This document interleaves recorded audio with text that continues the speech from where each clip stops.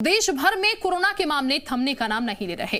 Corona का संक्रमण रोकने की हर मुमकिन कोशिश की जा रही है, लेकिन इसमें कोई खास कामयाबी नहीं मिल पा रही है। कोरोना के बढ़ते मामलों के बीच प्रधानमंत्री नरेंद्र मोदी आज बैठक करेंगे।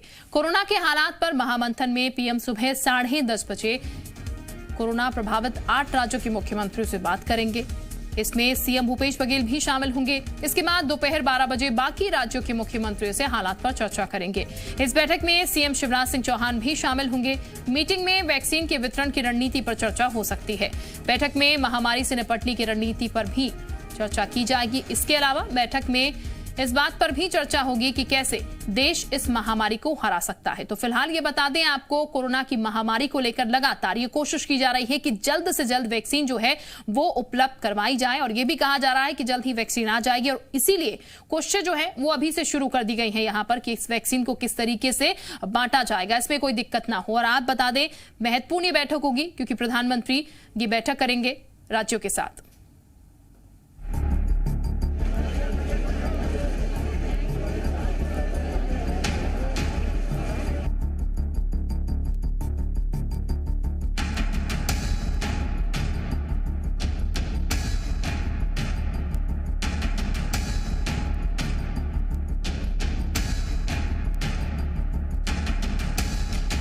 लापरवाही महामारी के खिलाफ लड़ाई में भारी पड़ी है।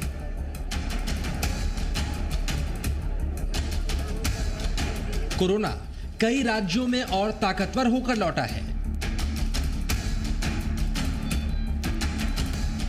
दिल्ली से लेकर महाराष्ट्र तक, गुजरात से लेकर मध्य प्रदेश तक कोरोना के खिलाफ लड़ाई मुश्किल होती जा रही है।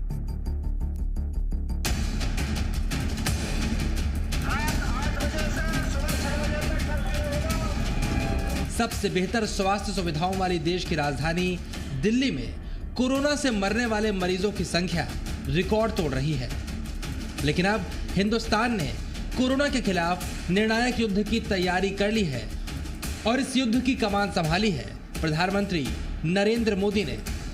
दुनिया में ऐसा कोई नहीं है जिसे कोरोना ने प्रभावित न किया हो, लेकिन कोरोना के खिलाफ जैसी लड़ाई भारत ने लड़ी, वैसी संभवतः कहीं नहीं लड़ी गई। जनता कर्फ्यू से लेकर अभी तक जिस तरह इस महामारी का मुकाबला किया गया। प्रधानमंत्री आज कोरोना महामारी को लेकर महामंथन करने वाले हैं। प्रधानमंत्री अलग अलग राज्यों के मुख्यमंत्रियों के साथ बैठक करके कोरोना की वर्तमान स्थिति की समीक्षा करेंगे। वीडियो कॉन्फ्रेंसिंग के जरिए होने वाली ये बैठक 2 चरणों में होगी। पहले चरण में सबसे ज्यादा कोरोना प्रभावित राज्यों के मुख्यमंत्रियों के साथ बैठक होगी। सुबह 10:30 बजे प्रधानमंत्री 8 राज्यों के मुख्यमंत्रियों के साथ मंथन करेंगे। दोपहर 12 बजे प्रधानमंत्री नरेंद्र मोदी सभी राज्यों के मुख्यमंत्रियों के साथ चर्चा करेंगे। इस बैठक में वैक्सीन वितरण की रणनीति को लेकर चर्चा संभव है। 7 से 8 उन राज्यों के मुख्यमंत्रियों से प्रधानमंत्री बातचीत करेंगे जहां पर कोरोना के लगातार मामले बढ़ते जा रहे हैं, चाहे दिल्ली हो या हरियाणा, केरल हो या महाराष्ट्र, गुजरात, ऐसे सभी राज्यों से वो बातचीत करेंगे। और दूसरे फेज में देश के सभी राज्यों के मुख्यमंत्रियों से कोरोना के टीका जो आने की संभावना है जनवरी में, उसके डिस्ट्रीब्यूशन को लेकर चर्चा होगी। तो कहीं ना कहीं एक तरफ कोरोना को मामले को रोकने के लिए प्रधानमंत्री की पहल भी होगी और टीका जो आएगा देश के सभी नागरिकों को वो मिल सके, इसे भी सुनिश्चित करने की कोशिश करेंगे सभी राज्यों के मुख्यमंत्रियों के साथ मिलकर। देश भर में कोरोना वायरस संक्रमण के मामले पिछले कुछ दिनों से 50,000 के नीचे आ रहे हैं, लेकिन कुछ राज्यों में कोरोना संक्रमण के मामले तेजी से बढ़ रहे हैं। देश के 5 राज्यों के बीते 5 दिनों के ट्रेंड पर नजर डालें। पहला नंबर दिल्ली का है, वहीं केरल दूसरे नंबर पर और पश्चिम बंगाल तीसरे नंबर पर है। चौथे नंबर पर महाराष्ट्र और हरियाणा 5वें नंबर पर है, जहां तेजी से कोरोना संक्रमण के मामले बढ़ रहे हैं। कोरोना के बढ़ते मामलों के बीच सभी को वैक्सीन का भी बेसब्री से इंतजार है। प्रधानमंत्री नरेंद्र मोदी इस बैठक में वैक्सीन वितरण को लेकर भी राज्यों के साथ बातचीत कर सकते हैं। केंद्र की ओर से लगातार ये प्रयास भी हो रहे हैं कि जब भी कोरोना की वैक्सीन उपलब्ध होगी उसके ठीक तरह से वितरण की व्यवस्था हो सके। भारत में फिलहाल 5 वैक्सीन तैयार होने की दिशा में है। इनमें से 4 परीक्षण के दूसरे या तीसरे चरण में है, जबकि 1 पहले या दूसरे चरण में है। इसके अलावा दूसरे देशों से भी वैक्सीन लेने की तैयारी की जा रही है। भारत में अभी कोरोना की कई वैक्सीन पर काम चल रहा है। इनमें कुछ एडवांस स्टेज पर है, आशास्पद स्थिति दिखती है। साथियों, कोरोना की वैक्सीन जब भी आएगी वो जल्द से जल्द प्रत्येक भारतीय तक कैसे पहुंचे, इसके लिए भी सरकार की तैयारी जारी है। एक एक नागरिक तक वैक्सीन पहुंचे, इसके लिए तेजी से काम हो रहा है। फिलहाल कोरोना से लड़ाई लड़ रहे देश की भी इस बैठक पर नजर टिकी हुई है, क्योंकि महामंथन से मिलने वाले कोरोना विजय के फॉर्मूले का सभी को इंतजार है। रविंद्र कुमार, जी मीडिया, दिल्ली। और इस वक्त हमारे साथ 3 सहयोगी ज्यादा जानकारी के साथ जुड़े हमारे साथ राहुल हैं, संदीप है और रजनी हमारे साथ अलग अलग जगह से जुड़े हुए हैं। संदीप, सबसे पहले मैं आपके पास आती हूं। संदीप, भोपाल की स्थिति की अगर बात की जाए तो तमाम कोशिशें चल रही हैं कोरोना को रोकने के लिए, और आज ये महत्वपूर्ण जो बैठक होने जा रही है, मध्य प्रदेश के लिहाज से कितनी महत्वपूर्ण होगी? देखिए, इसमें पता ये लगेगा कि वैक्सीन आ रही है तो उसका वितरण कितना होगा, मध्य प्रदेश के हिस्से में कितनी वैक्सीन आएगी और उसको लेकर व्यवस्थाएं क्या की जानी चाहिए। दूसरी तरफ जो कोरोना की दूसरी लहर हम कह रहे हैं कि महानगरों के जरिए मध्य प्रदेश में प्रवेश किया है, इसको ये परेशानी का सबब है। तो यहाँ हालातों को नियंत्रण करने के लिए सरकार क्या बातचीत कर रही है, क्या कदम उठा रही है, इन सब की रिपोर्ट दी जाएगी पीएम को, और ये भी बताया जाएगा कि केंद्र सरकार से क्या किसी मदद की ज़रूरत है। अभी तक मध्य प्रदेश में जो हॉस्पिटल्स हैं उसको अधिग्रहित करने का काम था वो बंद कर दिया गया था। कई सारे अस्पतालों में निःशुल्क इलाज की सुविधा नहीं थी, क्योंकि ये सब केंद्र के बजट पर डिपेंड करता है। लेकिन अब एक बार फिर से जब कोरोना के मरीज बढ़े हैं तो मध्य प्रदेश समेत बहुत सारे राज्य हैं, उनको दरकार है इस बात की कि निःशुल्क इलाज की सुविधा वाले अस्पतालों की संख्या बढ़ाई जाए और अस्पतालों को अधिग्रहित किया जाए, यहाँ पर निःशुल्क इलाज की सुविधा दी जाए, क्योंकि मरीज बढ़ रहे हैं और अब जो चुनिंदा अस्पताल है यहाँ पर बेड फुल होने लगे हैं। तो ये एक मुसीबत है। ये सारी चीज़ें शेयर की जाएंगी प्रधानमंत्री से, और ये ज़रूरत भी जो कदम उठाए जा रहे हैं उसमें केंद्र सरकार से अगर किसी मदद की ज़रूरत है तो वो मदद की बिल्कुल, यानी कि तस्वीर थोड़ी क्लियर होती हुई संदीप नजर आएगी। राहुल भी हमारे साथ दिल्ली से बने हुए हैं।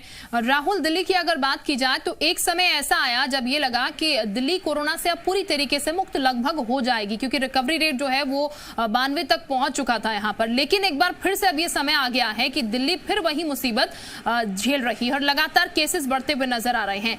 आज ये बैठक होगी, इस बैठक को लेकर दिल्ली के लिहाज से कितना महत्वपूर्ण समझा जाए?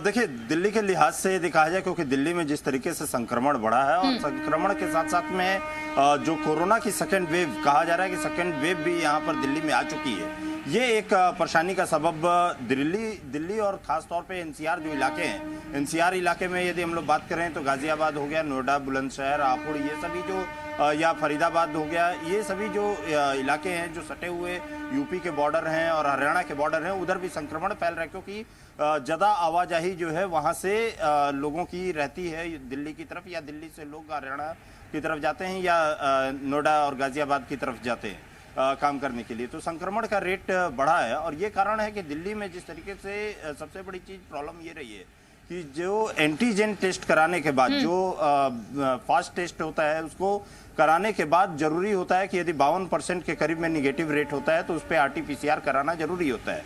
आरटीपीसीआर नहीं कराने के वजह से, क्योंकि उसका जो कहा जाता है एंटीजन टेस्ट का रिजल्ट उतना सटीक नहीं माना जाता है, और उसमें यदि निगेटिव यदि कोई आता भी है तो उस पर निगेटिव आता है तो तुरंत उसका आरटीपीसीआर कराया जाता है, जिससे कि उससे पता चले कि उसको संक्रमण है या नहीं है। ये एक कारण बताया जा रहा है दिल्ली में। लेकिन अब क्योंकि मुख्यमंत्रियों के साथ प्रधानमंत्री की बैठक है और प्रधानमंत्री के सबसे बड़ी चीज़ है कि जो प्रधानमंत्री के साथ ये 9वीं बैठक है, ये 8 बैठक पहले ही मुख्यमंत्रियों के साथ हो चुकी है जब लॉकडाउन लगा था, लॉकडाउन के बाद अनलॉक की प्रक्रिया भी जब शुरू हुई थी तो मुख्यमंत्रियों के साथ ये कहा है तो 9वीं बैठक है प्रधानमंत्री की।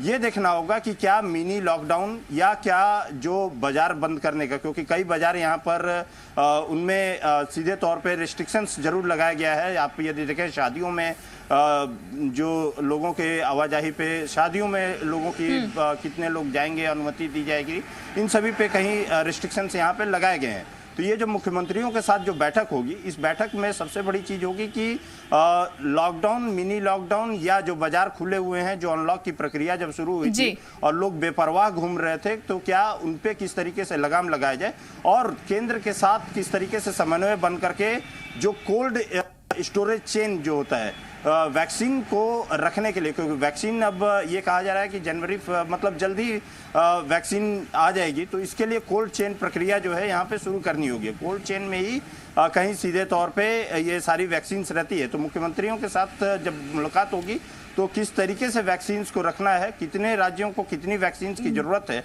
इन सभी चीजों के बारे में ये सबसे महत्वपूर्ण होगा। राहुल, इसको लेकर क्या कुछ यहाँ पर उस बैठक में सामने आता है प्रधानमंत्री की तरफ से जब बातचीत यहाँ पर होती है तमाम मुख्यमंत्रियों के साथ? रजनी भी हमारे साथ लगातार बनी हुई है रायपुर से।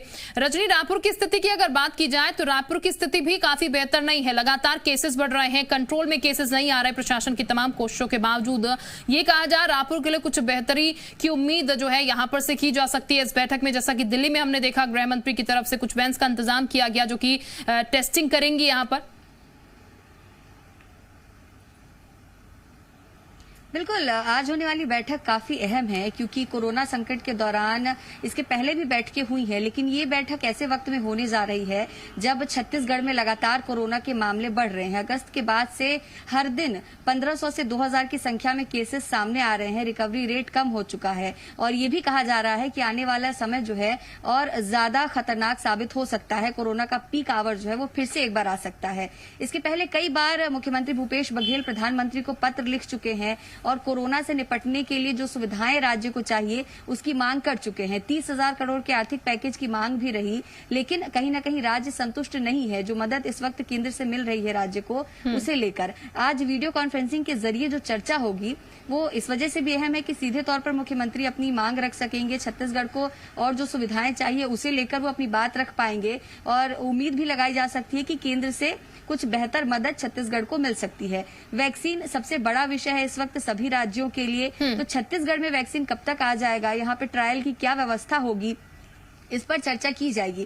पहली पाली में ये बैठक हो रही है जिसमें छत्तीसगढ़ भी शामिल है, यानी कि केंद्र भी ये मानता है कि छत्तीसगढ़ उन राज्यों में है जहां पर कोरोना के हालात खतरनाक हैं या नहीं सुधर पा रहे हैं, तो ऐसे में ये बैठक काफी अहम हो जाती है। इस वक्त 2 लाख से ज्यादा मामले छत्तीसगढ़ में सामने आ चुके हैं कोरोना के, 2000 से ज्यादा मौतें हो चुकी हैं और यहाँ के स्वास्थ्य मंत्री भी कह चुके हैं कि नवम्बर के बाद छत्तीसगढ़ में कोरोना का पीक आवर आ सकता है, तो बेहद अहम हो जाती है ये बैठक ऐसे वक्त में। बिल्कुल, संदीप भी हमारे साथ लगातार बने हुए हैं। संदीप, अभी मध्य प्रदेश की खासकर अगर बात की जाए तो मध्य प्रदेश में कितने लोग संक्रमित बताए जा रहे हैं और कोरोना का ग्राफ हम देख रहे हैं मध्य प्रदेश में भी जो स्थिति सरकार काम करने की कोशिश कर रही है कि लोग जो है मास्क का इस्तेमाल करें, इससे संक्रमण घटे, सोशल डिस्टेंसिंग जो है मेंटेन की जाए, लेकिन वो सब परिस्थितियां जो है वो उतनी तरीके से कारगर साबित होती नजर नहीं आ रही है। लेकिन हाल फिलहाल की स्थिति की अगर हम बात करें तो कितना खतरा बढ़ा हुआ है मध्य प्रदेश वासियों के लिए?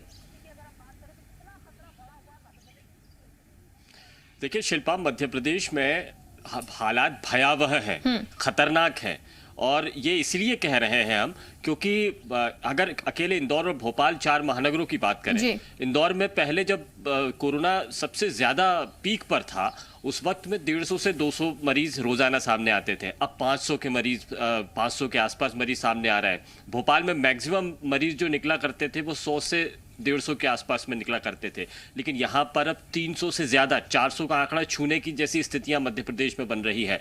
ग्वालियर में 100 से ज़्यादा मरीज कल निकले हैं और करीब 47 से 50 की संख्या जबलपुर में निकल रही है और ये चीज़ें बता रही है कि पहले जो पीक था, जब लॉकडाउन के दौरान में जो मरीज निकल कर आ रहे थे, वो उनसे ज्यादा मरीज, दोगुनी से ज्यादा मरीज निकल रहे हैं इन शहरों में। केवल महानगरों में या बड़े शहरों में ही कोरोना का असर है, संक्रमण तेजी के साथ में फैल रहा है। लेकिन अगर ये नहीं रुका तो ये ग्रामीण इलाकों में चला जाएगा, क्योंकि गांव की बड़ी आबादी भी शहरों की तरफ आती है और फिर गांव में जब मरीज बीमार होना शुरू होंगे तो फिर उनका इलाज करना मुश्किल हो जाएगा। क्योंकि जब इससे पहले की लहर जब आई थी और जब मरीज संक्रमित होना शुरू हुए थे, तब अस्पतालों की कमी आने लग गई थी, ऑक्सीजन की कमी आने लग गई थी। अब यदि उससे दुगनी रफ्तार में मरीज बढ़े हैं तो फिर उनको कहां रखा जाएगा, इलाज कैसे होगा, ऑक्सीजन का क्या इंतजाम होगा, तो मुश्किल भरी घड़ी आ सकती है। और सरकार नहीं चाहती है कि लॉकडाउन हो, क्योंकि लॉकडाउन की वजह से अर्थव्यवस्था पटरी से उतर जाती है। तो अर्थव्यवस्था को बरकरार रखते हुए किस तरह से नियंत्रित किया जाए कोरोना को, ये एक बड़ी चुनौती बना हुआ है। यहाँ पर अहम यह भी है कि सब कुछ लापरवाही की वजह से हो रहा है। जो नौजवान है वो बाहर निकल रहे हैं और 80%, 85% नौजवानों को ही कोरोना हो रहा है, 15% बुजुर्ग निकले हैं केवल। पुरुषों में ज्यादा है, महिलाएं घर पर रहती है, उनको कोरोना नहीं है। यानी जो बाहर निकल रहा है उसी को संक्रमण हो रहा है।